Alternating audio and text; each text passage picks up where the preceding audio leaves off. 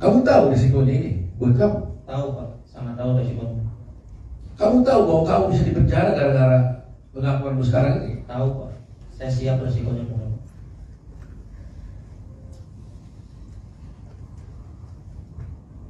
Makanya, kok kamu gak datang ke pengadilan? Kan kamu diberi berita acara di Polres. Iya. Apa kamu gak dipanggil pengadilan? Dipanggil Pak. Ada surat panggilannya dan Oh ada? Ada. Terus orang gak datang? Nggak datang Pak, karena takut. Cuma saya nanya Pak, pas surat datang, saya nanya ke Pak Rudiana, Pak ini gimana? Ada surat panggilan dari pengadilan. Udah katanya nggak usah datang, biarin aja. Jadi ada panggilan dari pengadilan Ada. kepada kamu untuk melakukan tugasmu sebagai warga negara bersaksi di pengadilan, tapi kamu dilarang oleh Pak Rudiana. katakan bagaimana katanya? Tidak Pak, ada surat pengadilan datang, kata saya. Bagaimana ini? Nah kata Pak Rudiana, udah nggak usah datang katanya, biarin aja. Jadi Pak Rudiana menurut dia itu tadi menyuruh tidak usah datang ke pengadilan. Ya. Jadi sekali sudah tahu itu pasal apa yang dilanggar itu kalau seperti itu kan, melarang orang tidak datang ke pengadilan, padahal itu adalah kewajiban hukum dia. Tapi Rudiana mengakibatkan. Saudara tahu kenapa kamu dilarang datang ke pengadilan? Tidak tahu Pak, hanya bilang gitu saja. Oh hanya bisa bilang itu saja. Jangan datang, tidak perlu datang ke pengadilan.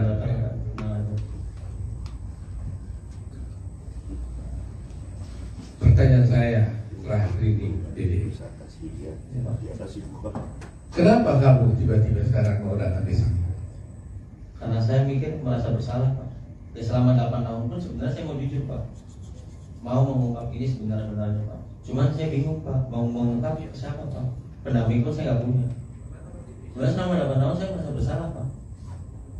Bayangin Pak, saya hidup enak di sini Pak, bisa kerja, bisa nikah istilahnya Pak, sama anak istri bisa bahagia. Sedangkan dia di penjara seumur hidup Pak. Saya merasa berdosa selama 8 tahun, merasa. Nah, saya putuskan kemarin Pak, seminggu sebelum saya bertemu Kang Deddy, saya putuskan benar-benar Pak. Setelah saya harus pulang, saya harus terima resikonya, apapun resikonya, entah ada hukuman buat saya terima Pak. Siapa yang menghubungi kamu datang ke Pak Deddy? Inisiatif kamu sendiri atau gimana? Inisiatif saya sendiri Pak, tapi rundingan sama keluarga Pak. Teteh dulu. Oh jadi setelah lihat viral-viral begini, kamu rundingan sama keluarga? Rundingan sama keluarga.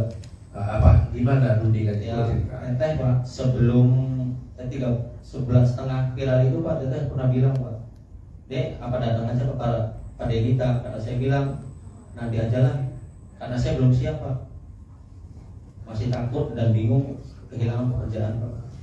Nah terus setelah dorong keluarga dorong terus, nah seminggu sebelum Pak Deddy, nah tekad saya bulatin, fisik saya kuatin, saya bilang malam itu juga jam 11, saya bilang udah kontak Pak Deddy ke Instagram, cuman tidak direspon Pak. Baru saya ke TikTok Ferry, Terus? ke TikTok Ferry, teteh tuh suruh ke TikTok Ferry, terus direspon, alhamdulillah Pak. Jadi teman-teman wartawan sudah lihat di sini, yang menghubungi Kang Deddy ini adalah dia. Kita tidak mencari-cari, tidak menemukan Deddy. Deddy sendiri yang berunding dengan keluarganya merasa bersalah dan akhirnya datang menemui Kang Deddy. Dan Kang Deddy membawa ke sini. Pokoknya saya tegaskan, intinya saya keluar itu bukan dicari dengan Pak Deddy, bukan ada yang dari luar menyuruh saya. Karena ini inisiatif saya sendiri, merasa bersalah, dan keluarga, ada dorongan dari keluarga, udah selebihnya nggak ada lagi. Dede, Ya. kamu kan tadi mengaku sudah bersalah melakukan memberikan keterangan palsu dulu atas arahan daripada AF dan juga Rudiana. Ya, kita juga pernah melaporkan kamu juga, Ya. iya kan?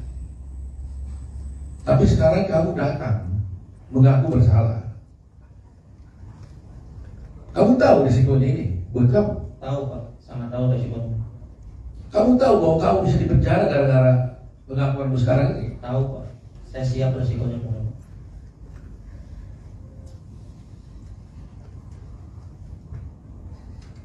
7 orang ini tidak berpenjara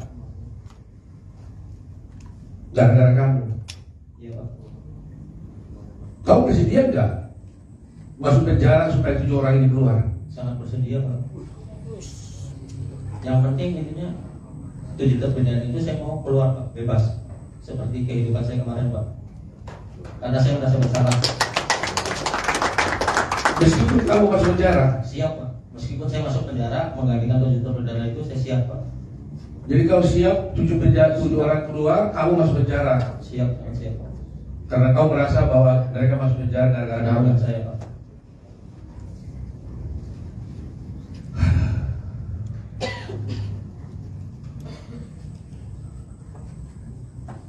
Terima kasih ya Dede ya. Semuanya. Walaupun kamu ini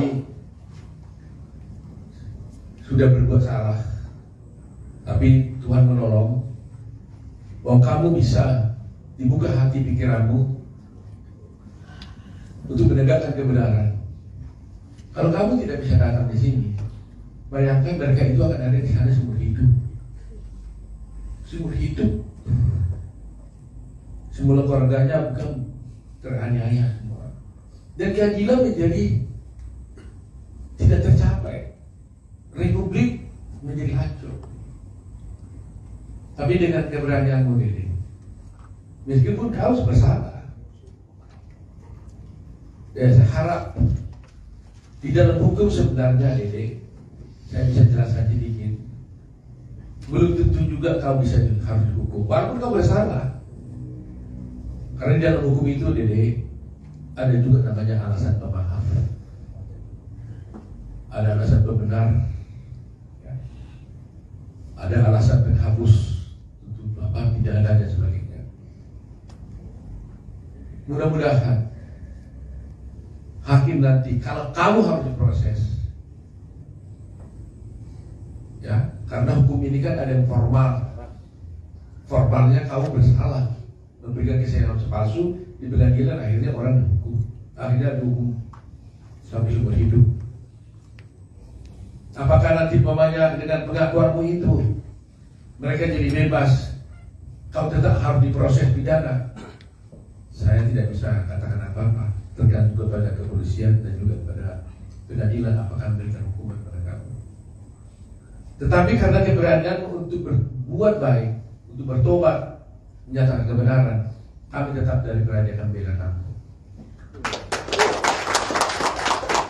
Supaya jangan ada yang takut untuk bertindak menyatakan yang benar. Jangan ada yang takut. Download Tribun X sekarang, menghadirkan lokal menjadi Indonesia.